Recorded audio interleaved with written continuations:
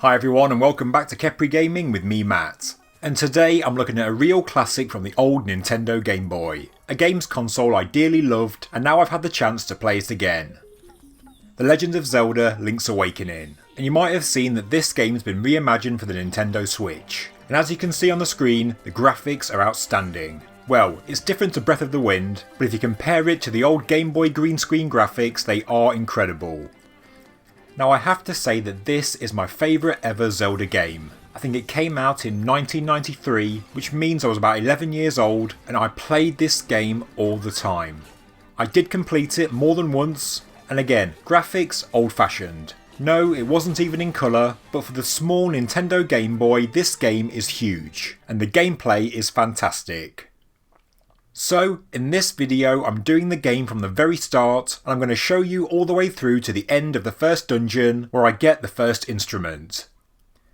So, without further ado, this is The Legend of Zelda Link's Awakening. In my opinion, the best ever game on the Nintendo Game Boy, and maybe for nostalgia, or maybe simply because of the amazing gameplay, this in my opinion will always be the very best Zelda game.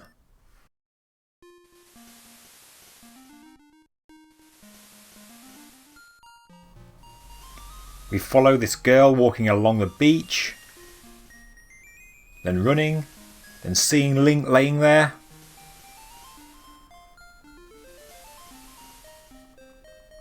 And she wakes him up.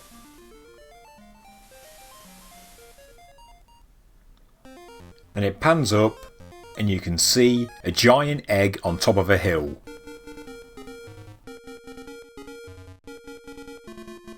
I absolutely love this music. And yes, as you can see, 1993 it came out. So, my name, I'll use my actual name. No, it doesn't begin with an S, it begins with an M. And then, as I remember, through the game you're not Link, you're now Matt. And I think it shows you here. So I've woke up in this girl's bed. Say no more. What a relief. I thought you'd never wake up. You were tossing and turning. What? Zelda? No, my name's Marin. You must still be feeling a bit woozy. You are on Koholint Island. I probably said that wrong. Anyway. Wake up, go and talk to that chap. Well Matt, you finally snaps out of it. Name's Tarin. Hope you're feeling better. What? How did I know your name? You think it's weird, eh? Well, it's on the back of this shield. Fantastic, so you've got to speak to that chap for a start. He gives you a shield back. And you do need shield to find your sword, as you'll see now. Now, I've not played this game since, well, I don't know, 1995, 1996. I know exactly where to go, which is quite scary. I still know exactly where to go to find the sword. It really is the first thing you've got to do. So you've got to go down to the beach, avoiding all the enemies because you can't defeat them. And this took me ages to work out as a kid, using your shield to push these forwards, because they're spiky and they'll get you, so... But with your shield you can push them forward, keep going down, and there's the sword. So you are the lad who owns the sword. Now I understand why the monsters are starting to act so violently. A courageous lad has come to wake the windfish. It is said you cannot leave the island unless you wake the windfish. You should now go north, to the mysterious forest. I will wait for you there. Woohoo! You found your sword. It must be yours because it has your name engraved onto it. And here we go. Now the game gets better, because you can destroy everything. There we go. Pick up the rupees. There's so much you can do with rupees. There's little shops you can go in, there's little games you can play. You'll find chests around the place where they hold like 10, 20, 50. Pick up the hearts as well. You start with 3 hearts, but they grow every time you finish a dungeon. I think by the end of this game they're on 2 rows of hearts as opposed to 1. Again, kill the enemies, get either hearts or rupees, sometimes nothing. I know I've got to go north, but I just thought I'd show you some of the things. There you go, you hold your finger down on the button and the sword spins round. but I'll try and get the key to the first dungeon.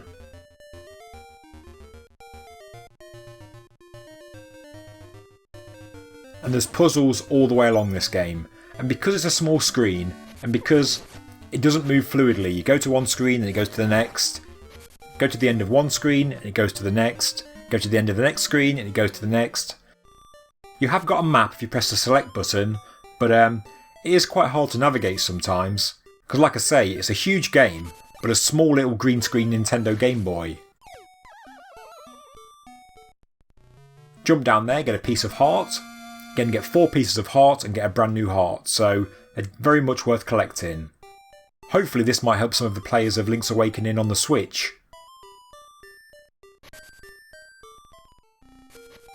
Here we go, the owl's back. Not going to read all these out, I'll be here all day. Basically, go this way and try and find a key. And that key opens the first dungeon, which, like the sword, is somewhere down south near the beach. I'll show you that shortly.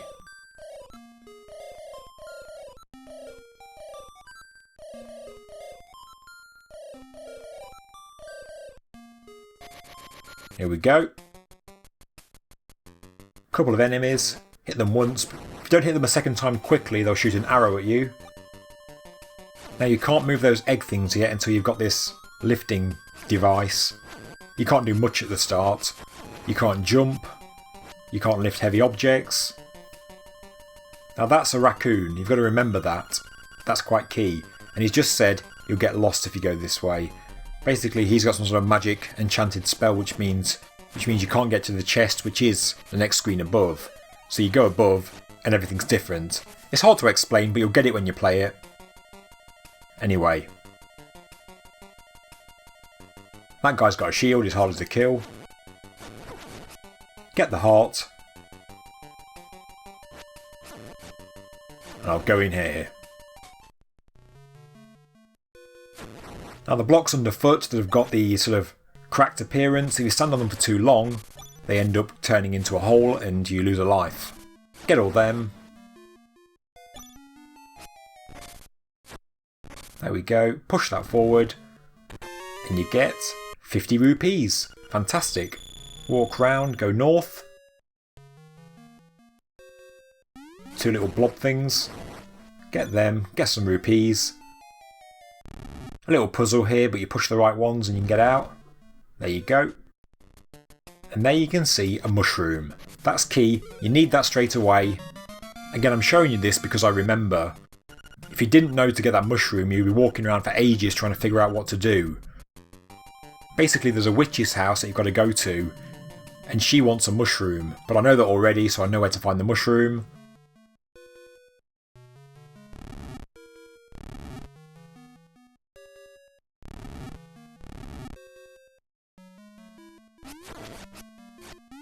Get them again. A couple more rupees. I'm up to 61 now. A couple of bats. Gone the wrong way. Aha! You've got a piece of power. You can feel the energy flowing through you. Basically it means you can do big hits on enemies. So here we go. We've got to find the witch's house now. So you go north. Defeat these again. His shield doesn't help. Forget it, I'm just going to walk around them and go. A couple more blobby things. Another baddie. There we go. Follow it round. Get rid of these 2. Again, I can't jump and get that heart. Don't hit that because it gives you an electric shock. And here's the witch's house. There we go, I press select, you can see it on the map. Put the mushroom in hand. Put it on B so my sword's still out. There you go, and just go to her and press B. And there you go, she stirs up a potion. And she gives you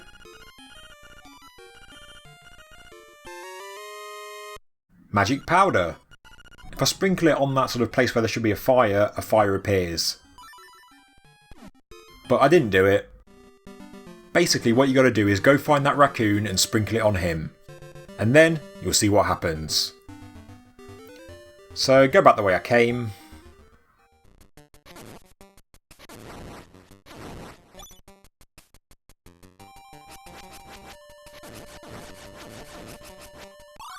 Oh, I've got a Guardian Acorn, which means if I get hit, my damage is reduced by half.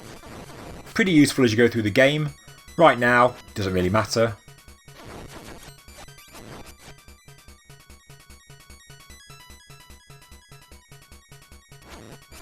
Right, so I've got to go back up to find the raccoon. Should be up here somewhere. And there he is. So get the dust in hand. Then I'll press B and sprinkle it on him. And then goes a bit wappy, goes around the screen, bouncing off everything, and it turns out to be, I think it's that chap from the start, Tarin. He's telling us that he ate a toadstool and then he had a dream that he was a raccoon. I mean, this whole game is Link's Awakening. The whole game is a dream, so it all kind of ties in. And now that means I can go up, and it should be to the right place, where there's a chest, and inside the chest is the key to the dungeon, the tail key. And now the old friend's back. Take the key and go to the tail cave. Retrieve the instrument that's inside.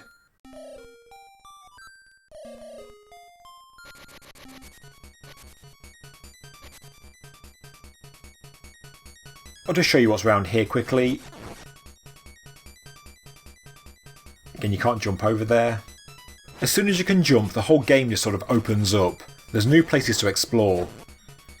This is a little telephone thing that if you get stuck or lost or don't know what to do, you can ring it and it helps you. I don't think I ever actually used that when I played the game originally. And if you're young, you probably can't remember, but this game came out before the internet was popular, so you couldn't just Google it or look on YouTube to see how to do something.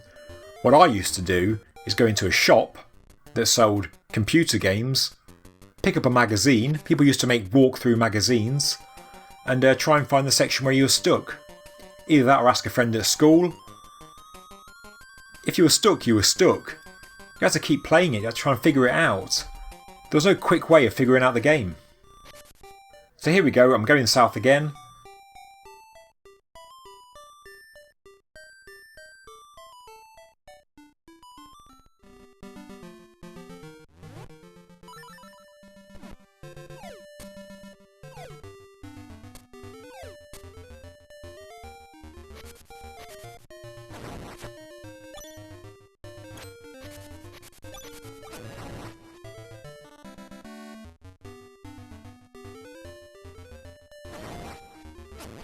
Got to go round here. Get rid of these. Quite easy. Get a Guardian Acorn and a piece of power. I'll get them both. Don't really know why though, because don't really need them right now. Like I say, later in the game they do come in handy. Nothing in them. No rupees, no hearts. Throw him down the pit. And here we are. The tailgate. Open the doors. The screen's got a little shake, and then you enter. So, this is the first dungeon. When you walk in, there's no map, there's no compass, you don't really know where you are. You have to find them inside. Ah, there we go, get a small key. Pick that up. Oh, some more baddies. Oh, things shooting at me. And there we go, I've got the compass. Now I can see where the chests and nightmare keys are hidden. The nightmare key is the key you need to get to the very end, so you can't finish the level until you've got the nightmare key. Get rid of them again, although I won't get another key. Everything is so familiar to me, but I can't remember exactly where to go. The first dungeon's not too hard. There goes a button to press. And a chest. Another small key. You'll see some locked doors as you go through, so that's what those keys are for. Get rid of them. There we go, that opens the doors for me. So I'll go north. I've got to kill that thing. And a chest appears. Look inside and nice, 20 rupees. Go north again, see what's up here. pretty lethal when I got 2 hearts left. Push that there so he can't get me. Right. A few more obstacles to overcome.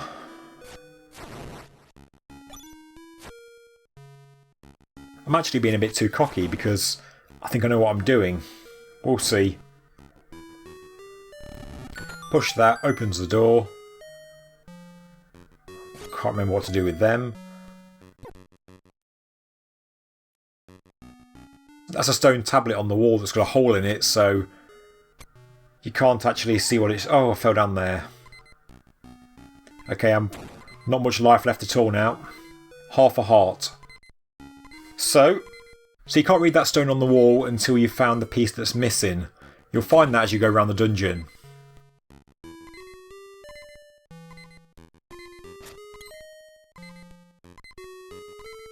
So I head back, some more to explore, haven't looked at everything yet. Oh, and I've just fallen down there. Which takes me back to the start. Not of the whole game, start of the dungeon. Actually, that's quite helpful. I'll just double check that I've still got everything that I thought I had. Yep, no key appears, which means I don't have to do everything again. Just thought I'd check that out. So I'll go north. Get them again. I'll go to the right this time. And there's a one-way moving wall straight ahead. So I can go through there, I can go up, but I can't come back. Get rid of him. Oh, a chest appears. Fantastic. And there we go. I've got the map, so I can press start and I can see where I'm going. There's the map. It shows you where the chests are. Don't think I actually used it for this level, but it's there if you need it. And there you can see there's a key for that door. I've got a small key, so I'll walk through. But I can't go to the right. I can't jump over that. Now this puzzle took me ages to figure out as a kid. Basically you've got to bash each of those 3 things with your shield, but you've got to bash them so they all display the same symbol on the front.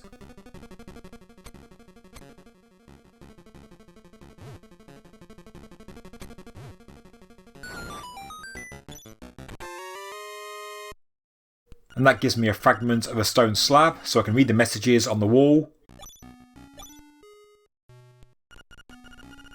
And it says, turn away the spined ones with the shield. So, I think in the room with the other stone slab, there were these 2 spiny baddies. So hit them with the shield, and that should do something. We'll see.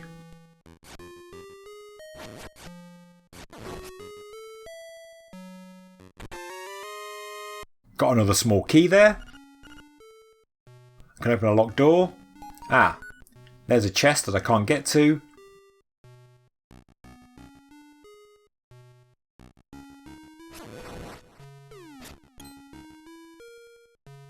Get through there. Go back to where I was. All the way around there. Sorry if you're bored watching this. I'll get there. I'm not finishing this go until I've completed this first dungeon. So here we go. Get my shield out.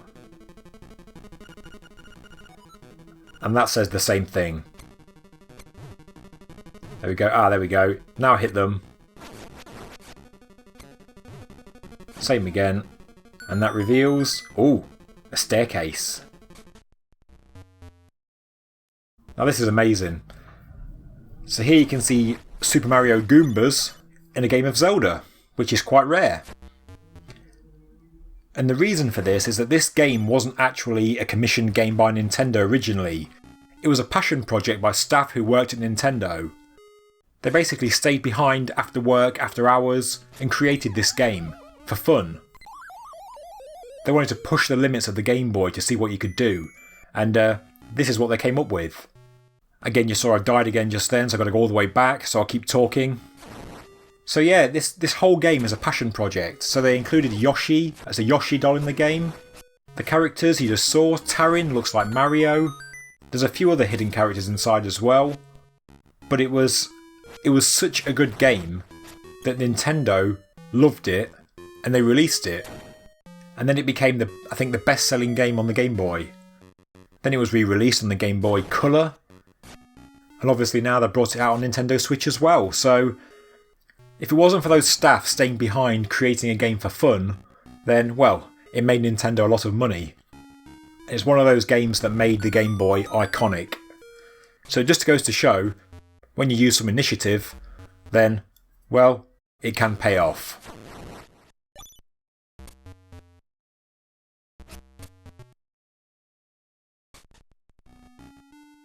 So, here I am. I can't jump up and get that because I can't jump. So here we go, back again. There's that chest. A very important chest because it contains the Roc's Feather, which means I can now jump. So I put that into B. So I've got my sword and I've got jump. Obviously you only had 2 buttons on the Nintendo Game Boy, so you can only hold 2 objects at any one time. Simple but effective. So I can jump over all them now, much better, much easier, more freedom for the game.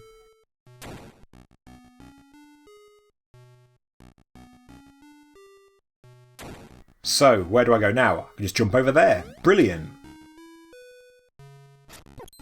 Oh. Jump over there. Only got 1 heart left. Get another heart.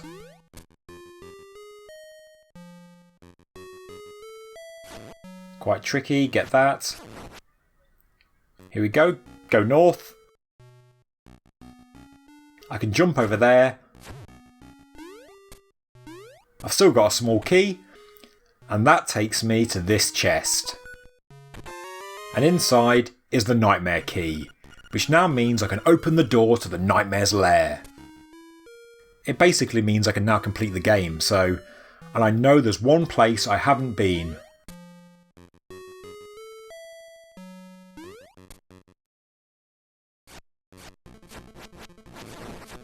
Get rid of those bats. Go around the corner. Get rid of him. There. I can now jump over there and go in that door. Oh, and here we go. The first boss of the dungeon. I think there's 2 bosses, that's not the final boss. And again, he's just killed me, so start again. Luckily, I've still got the Nightmare Key, I can still jump, so I've just got to go through. I just go through. Don't bother wasting my time again. Go through there. Speed this up. Jump over. You won't beat me again. There we go. Button bashing the old-fashioned way. Destroyed. Fantastic. That gives you full hearts. You saw that little portal on the floor. Basically, if I die again, I can walk in and go straight to there. I'll have a quick look down here. And no, there's nothing down there. Not sure what that's for.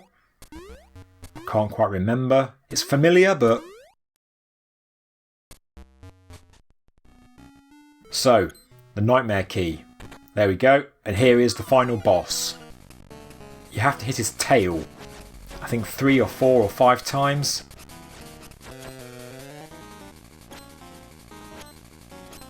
Come on. Oh, he's got... Oh. Okay, that's what that's for. So if you fall down there, you end up in there. Try again. Need to use my shield as well.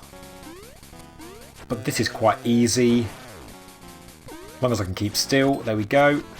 Getting the hits. And it's all over.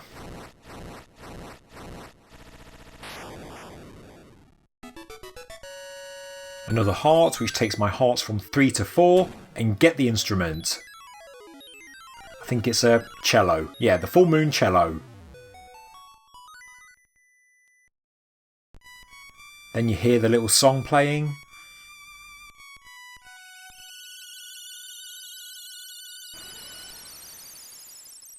And it takes you back to the very start of the dungeon, and it tells you need to go to the swamp. So there we go, that is the first level complete. I'll just show you this bit. The owl's telling me about the instruments. Didn't believe I was real, and there were 7 others in the set. I need all 8 of them to wake the windfish. So, 8 more levels to do, but in between you've got the whole world to explore and other mini challenges. So that was Zelda Link's Awakening on the Game Boy. Now, if you enjoyed that video, I can continue playing the game, or what I might do is download it on Nintendo Switch and maybe try the new version. So, I hope you enjoyed that. Please subscribe to Khepri Gaming, please like the video, please leave a comment, and also please share it on social media with your friends. If you want me to play any other vintage retro games on any console, please do leave a comment below. Thanks very much.